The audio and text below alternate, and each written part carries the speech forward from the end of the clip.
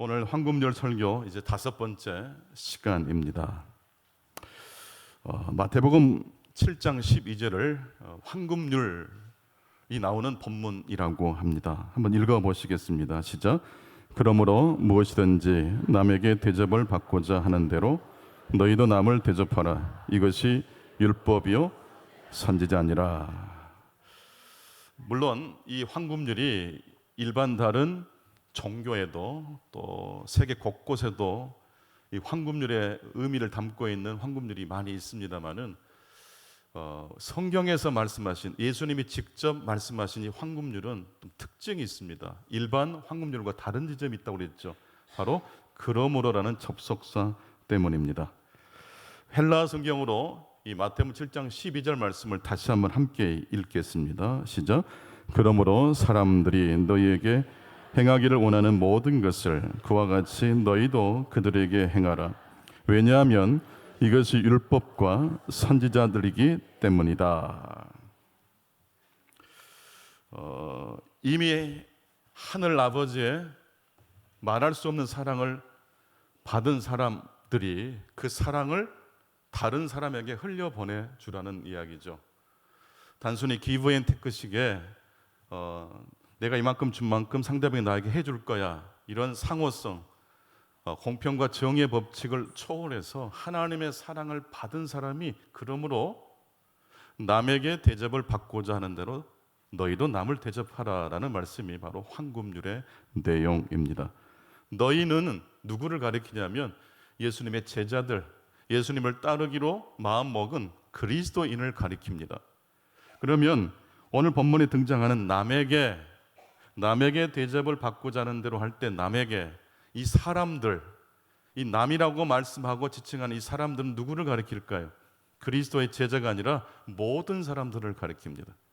그리스도의 사랑을 힘입어 제자가 된 사람이 일상생활에서 만나는 모든 사람들에게 그리스도의 사랑을 나누어 주어라라는 뜻입니다. 이 모든 사람 속에는 내가 친한 사람도 있을 수 있겠고, 가끔씩 나와 견해가 다른 사람도 포함될 수 있겠고, 심지어 원수 같은 사람도 포함될 수 있을까요? 포함되는 겁니다. 너희라는 이 제자라는 것은 제한이 있어요. 그리스도의 사랑을 입은 자. 그러나 그리스도의 제자가 만나는 모든 사람에게 하나님의 사랑을 다 퍼뜨려야 된다는 것입니다. 그런데 그리스도의 제자라는 그 기준이 마태복음 7장 11절에 이렇게 나옵니다. 그러니까 무엇을 보고 우리는 그리스도의 제자라고 부릅니까? 무엇을 보고 하나님을 믿는 사람이라고 말할 수 있을까요? 7장 11절에 바로 그 기준이 나옵니다. 같이 한번 읽겠습니다. 시작.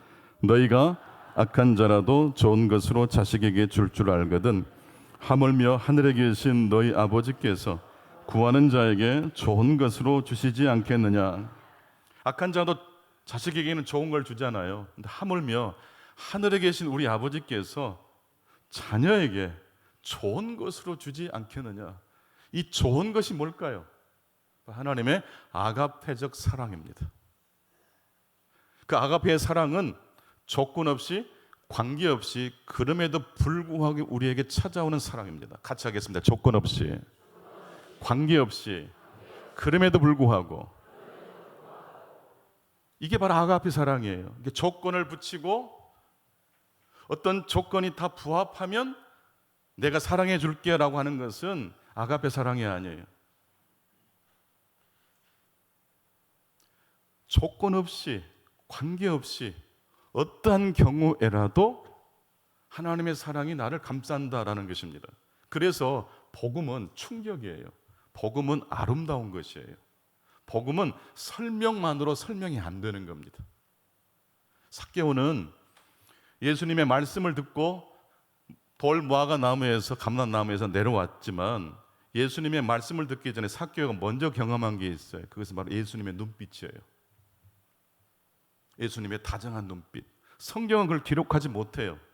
성경은 압축된 말씀이기 때문에 성경을 읽을 때 우리들이 읽고 또 읽어야 될 이유는, 중간중간에 멈춰야 될 이유는 상상해야 되기 때문이에요. 예수님이 돌 무화과 나무 위에 올라가 있는 삭개오를 어떤 시선으로 바라보셨을까요? 이미 그 눈빛이 다 말하고 있는 거예요. 조건 없이 내가 너를 사랑한다. 네가 죄를 많이 지었다는 걸 다 알고 있지만 관계없어. 내가 너를 향해 가는 길은 그 죄가 막을 수 없단다. 사람들이 아무리 너를 매국노라고 손가락질해도 관계없어. 내가 너를 사랑한단다. 그리스도의 제자가 되는 조건, 하늘 아버지의 좋은 것을 받는 사람은 어떤 사람이고 어떤 조건 하에서 그 사랑을 받습니까? 조건이 없는 가운데 사랑을 받는 거예요. 교회 봉사를 열심히 하면, 헌금 생활을 열심히 하면 하나님의 사랑이 우리가 오는 게 아니에요. 그것은 하나님의 사랑을 받아 감동받은, 은혜 받은 사람이 응답하는 행위지, 그것을 통해서 하나님의 사랑을 쥐어짜 내 것으로 만들어낼 수 있는 건 아니에요. 하나님의 사랑을 받았으니 봉사도 할 수 있는 거고 정성을 다하여 예물도 바치는 것이에요. 바쳤기 때문에 사랑이 오는 게 아니란 뜻이에요. 그렇다면 우리는 우리 자신에게 물어봐야 됩니다. 과연 나는 하나님의 아가페 사랑을 받은 사람인가? 여러분은 아가페 하나님의 사랑을 받으셨습니까? 첫 번째 말씀입니다. 나는 하나님의 아가페의 사랑을 받은 사람인지를 이 아침에 하나님께서 묻고 계십니다. 즉, 죄 용서와 십자가의 사랑을 경험하셨는가라는 것입니다. 여러분, 하나님의 사랑과 십자가의 은혜를 목사가 설포하거나 성경을 읽으면서 여러분이 그 말씀을 접할 때 여러분 어떤 느낌이 다가오십니까? 막 가슴이 쾅쾅 뛰십니까? 설레이십니까? 감격스러우십니까? 이게 우리의 신앙도 무뎌지거든요. 사순절 고난주간에는 십자가 사랑이 막 오다가 이제 지나가면 또 무뎌지는 것처럼 여겨져요. 그런데 살다 보면 다 그래지는 거거든요. 그게 나쁜 게 아니에요. 무뎌져요. 그런데 어떤 때 십자가의 사랑이 강렬하게 다시 찾아올까요?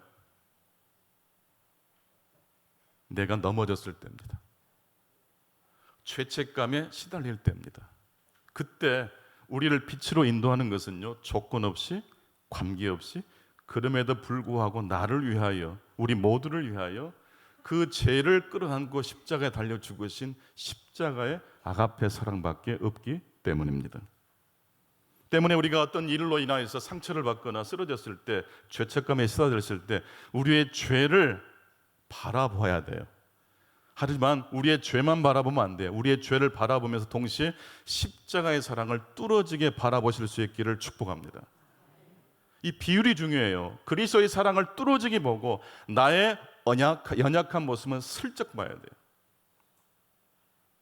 예수님께서 삭개오를 바라볼 때 그 눈빛이 삭개오로 하여금 죄책감을 심어준 눈빛은 아니었을 거예요. 내가 너의 마음을 알아. 내가 너를 사랑한다. 작년 5월 6일 한신대학교 신학대학 명예교수로 계셨던 김경재 교수님이 소천하셨습니다. 이 김경재 교수님은 한국신학대 교수를 역임하셨고 한국 신학계에 큰 발자취를 남기신 분입니다. 신학계를 넘어 시민, 종교, 사회 단체에도 큰 영향을 끼쳤던 아주 훌륭하신 분이십니다. 이 김경재 교수님은 이 광주 남동에서 출생하셨고 서석초등학교, 광주 서중학교, 광주 고등학교를 졸업하셨습니다. 광주에서 나고 자라셨기 때문에 그런지 좀 더 저한테 친근하게 다가오더라고요. 물론 제가 우리 김경재 교수님을 직접 만나뵌 적은 없습니다. 그분이 쓰신 책을 읽고 흠모했고 또 그분의 저술을 통해서 많은 영향을 받았습니다. 그리고 책을 통해서 감동을 받는 건 사실 어렵거든요. 근데 그분의 책을 읽다가 한 대목을 읽으면서 아주 전율을 했던 시간이 있었습니다.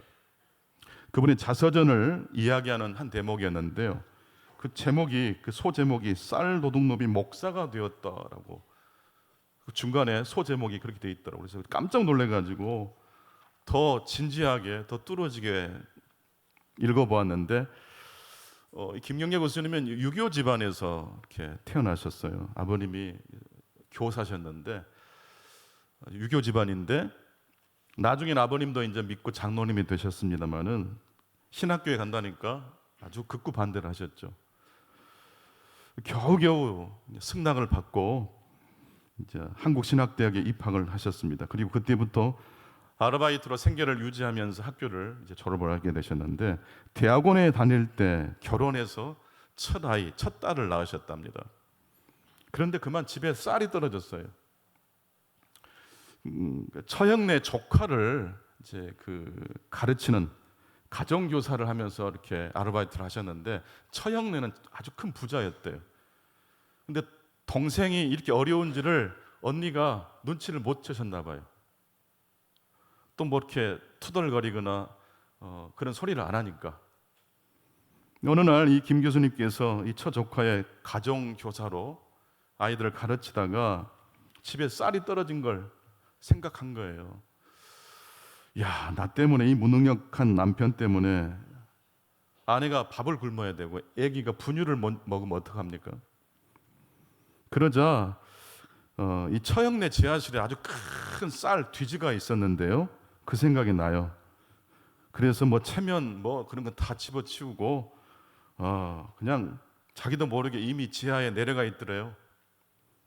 쌀자루에 약 30kg 정도의 쌀을 담아가지고 몰래 훔쳐 나와서 동네 쌀가게에 그 쌀을 팔고 현금으로 바꿔왔대요. 그 뒤에 그 사실을 잊어버리고 이제 목사까지 되셨는데, 신학대학 교수가 되셨는데, 갑자기 정말 그게 생각나더래요. 목사 안수 받는데. 그래서 울면서 목사 안수를 받으셨어요. 그리고 고백한 거예요. 하나님, 저는 쌀 도둑 목사입니다. 그런 자괴감을 가지고 평생 사셨는데, 그것이 단순히 상처와 자괴감으로 끝나는 게 아니라 그때 쌀 도둑질한 것이 이 교수님에게는 생존 자체가 힘들어 도둑질을 할 수밖에 없는 사람들을 이해할 줄 아는 그러한 마음이 장착되었다라는 것입니다. 여러분, 죄 설교를 목사들이 잘 하잖아요.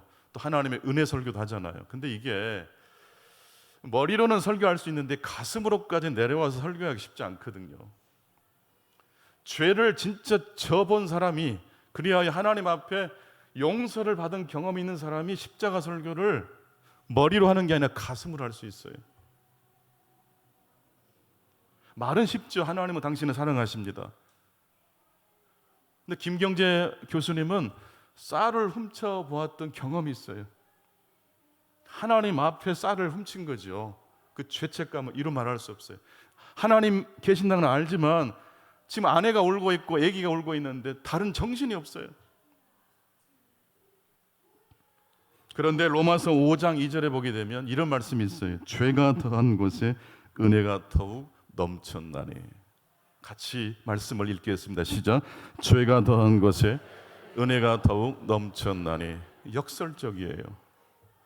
내 죄를 깊이 통감하는 사람은 하나님의 은혜가 더 깊게 경험됩니다.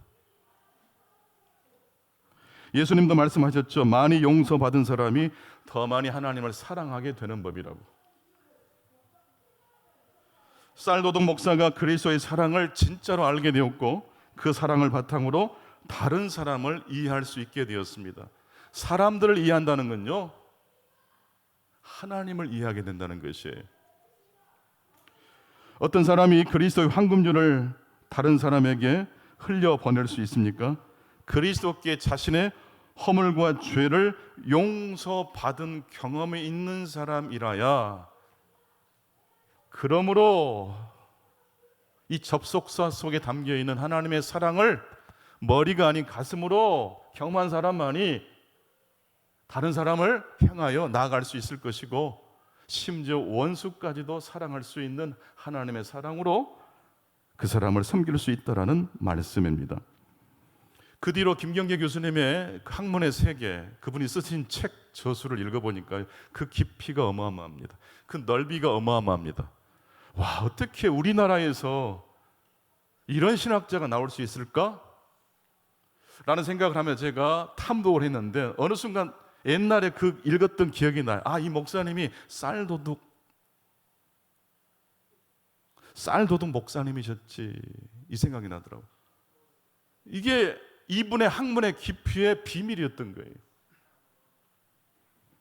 요한복음 1장 14절 말씀입니다. 말씀이 육신이 되어 우리 가운데 거하시며 우리가 그의 영광을 보니 아버지의 독생자의 영광이요 은혜와 진리가 충만하더라. 여러분, 은혜와 진리가 예수 그리스도세요.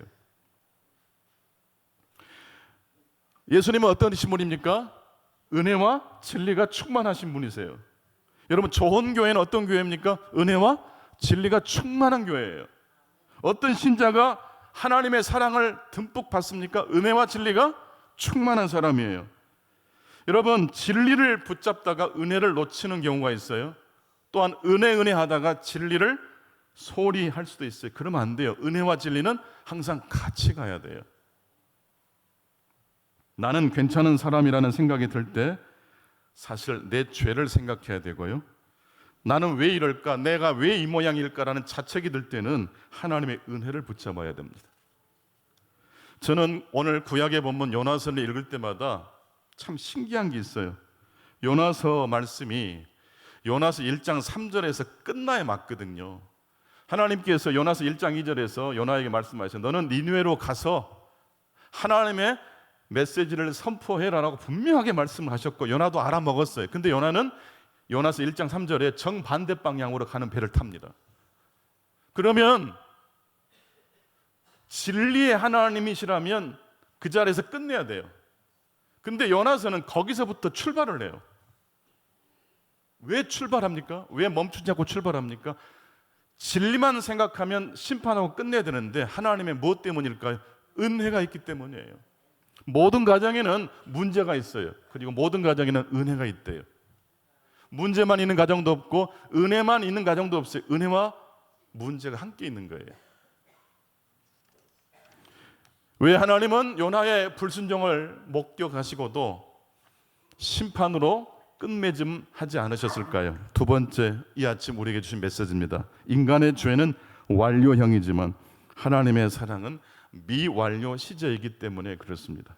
요나서 2장 1절로 9절까지 내용을 쭉 읽어보면 한글 성경에는 그 시제가 분명하지 않지만 히브리어 원어를 보면 히브리어의 시제는 딱 두 가지예요. 완료형이 있고 미완료형이 있어요. 1절로 9절까지 우리가 다 읽을 수는 없습니다만은 이 말씀 중에 2장 5절에 보게 되면 큰 물이 나를 둘렀고 파도와 큰 물결이 내 위에 넘쳤고 요나서 2장 5절과 2장 3절 큰 물이 요나를 둘렀고 물의 심판이죠. 파도의 큰 물결이 요나 위에 넘쳤다는 것은 요나가 바다 위에 던져졌다는 거예요. 하나님의 심판을 의미합니다. 요나의 죄 때문에 뿌린 대로 거둔 거예요. 하지만 요나는 거기에서 죽지 않아요. 왜 그렇죠?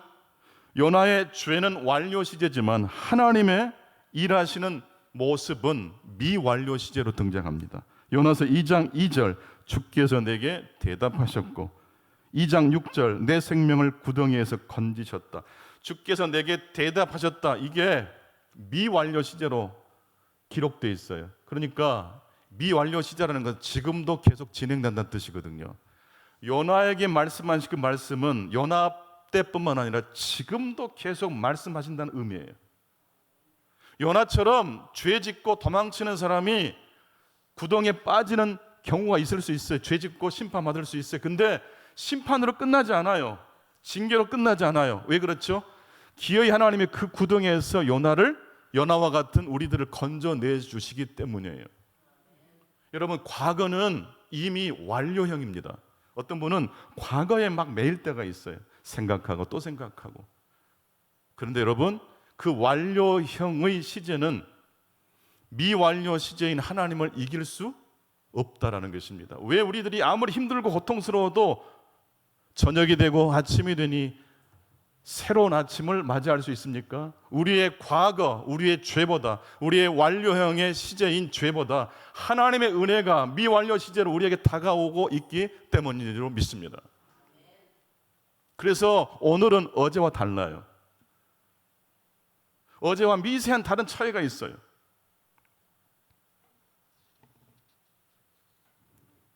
하나님의 일하시는 모습과 그 말씀은 항상 미완료 시제로 기록되어 있습니다.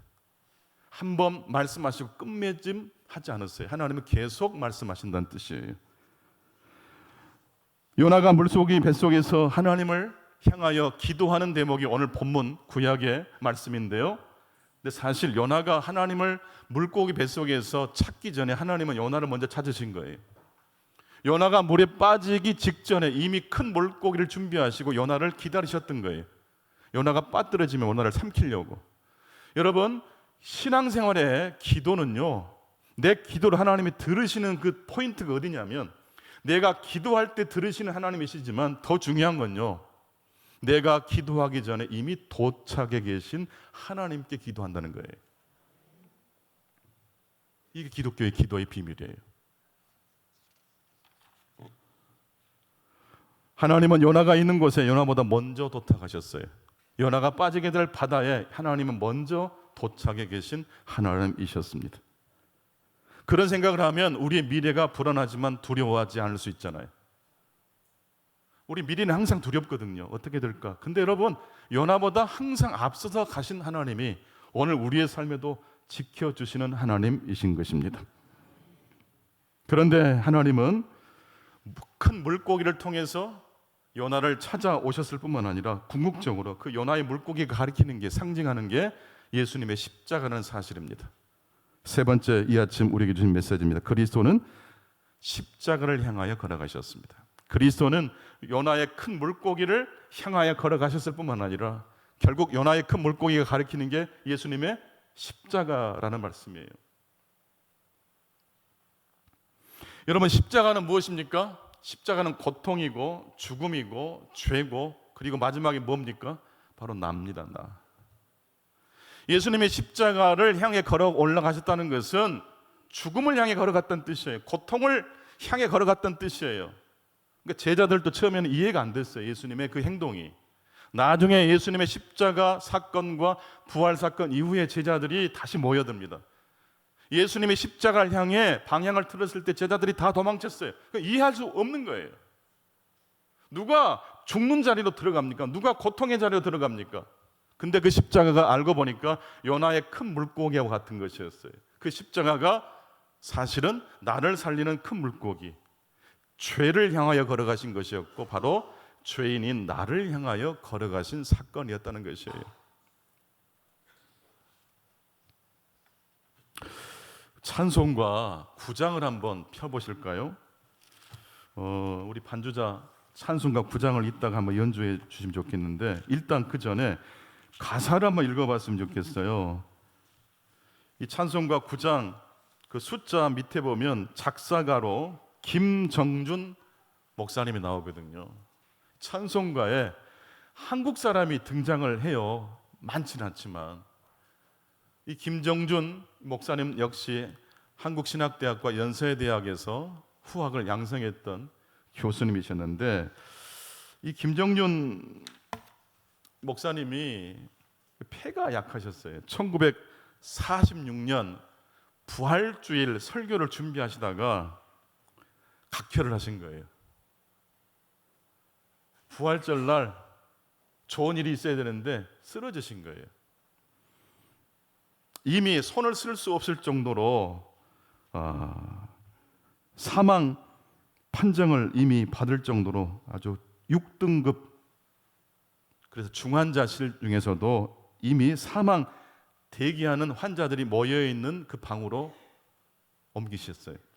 의사도 간호사도 저분은 안 됩니다. 이미 이렇게 손을 놔버린, 3개월 시한부 판정을 받게 된 이 김정준 목사님께서 6호실에 자기와 동일하게 사망 선고를 받고 입원하신 분들을 바라보시고 뭘 할 수 있을까? 그때 황금줄이 떠오른 거예요. 내가 이래봬도 하나님의 사랑을, 이 죄인인 내가 하나님의 사랑을 받은 사람인데 그 사랑 받았으니 여기에 계신 분들에게 그 사랑 흘려보내줘야 되지 않겠는가. 그래서 그분들의 똥을, 오줌을 다 받아낸 거예요. 예. 그리고 똥, 오줌을 다 환자들이 받아주면서 하루 3번씩 시편 말씀을 읽어줬대요. 도중에 돌아가신 분도 계시고 또 약간씩 호전된 분도 계셨습니다. 그런데 놀라운 사실은요, 1946년 부활주일 날 그 병원에 입원하셨던 목사님께서 1948년도에 의학적으로는 도무지 설명할 수 없는 원인과 힘으로 퇴원하셨어요. 이유를 알 수 없어요. 의사들도 그 원인을 알 수 없어요. 왜 이분이 회복되는지를 몰라요. 퇴원하셔서 한신대와 연세대에서 33년간 신학생들을 양성하다가 67세의 나이로 소천하셨어요. 물론 교수로 활동하실 때 폐가 약하시니까 크게 강의를 못해요. 마이크가 꼭 있어야 돼요. 근데 그렇게 호흡이 가쁜 소리로 강의를 하면 학생들이 어떻게 들었을까요? 그 어떤 교수님의 강의보다 더 열심히 들어요. 저분은 목숨 걸고 이 강의를 하시고 계시구나라는 생각 때문입니다. 그분이 작사하신 찬송가 9장 가사 한번 읽어보겠습니다. 하늘에 가득 찬 영광의 하나님, 온 땅에 충만한 존귀하신 하나님, 생명과 빛으로 지혜와 권능으로 언제나 우리를 지키시는 하나님, 성부와 성자와 성령 삼위의 하나님, 우리 예배를 받아 주시옵소서. 사랑이 넘치는 자비하신 하나님, 은혜가 풍성한 구원의 하나님, 참회의 심령에 평안을 주시옵고 죄악과 허물을 용서하여 주소서.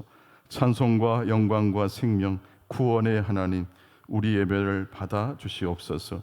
연약한 심령을 굳게 세워주시고 우둔한 마음을 지혜롭게 하시고 주의 뜻 받들어 참되게 살아가며 주 말씀 따라서 용감하게 하소서. 권능과 지혜와 사랑 은혜의 하나님, 우리 예배를 받아 주시옵소서. 주 앞에 나올 때 우리 마음 기쁘고 그 말씀 힘되어 새 희망 솟는다. 고난도 슬픔도 이기게 하시옵고 영원에 잇대어 살아가게 하소서. 우리의 자랑과 기쁨 생명의 하나님, 우리 예배를 받아 주시옵소서. 아멘. 우리 함께 이 찬송 부르시고 설교를 마치겠습니다.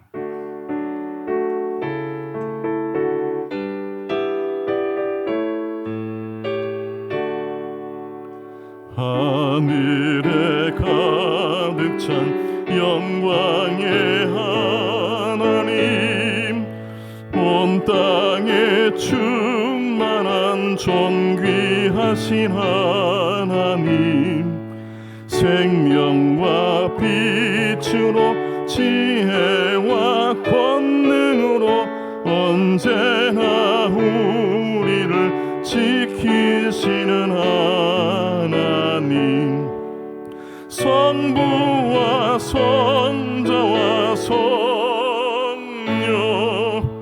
삼위의 하나님, 우리 예배를 받아 주시옵소서. 사랑이 넘치는 자비하신 하나님, 은혜가 풍성한 구원의 하나님, 참회의 심령에 평안을 주시옵고 죄악과 허물을 용서하여 주소서. 권능과 지혜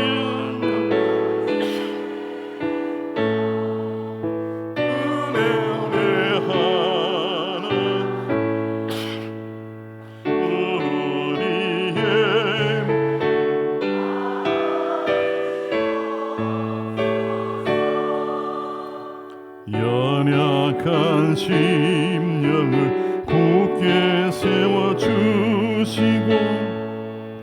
우둔한 마음을 지혜롭게 하시고 주의 뜻 받들어 참되게 살아가며 주 말씀 따라서 용감하게 하소서.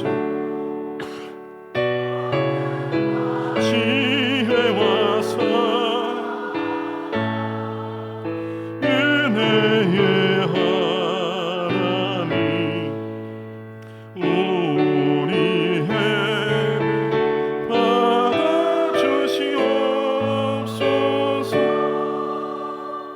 주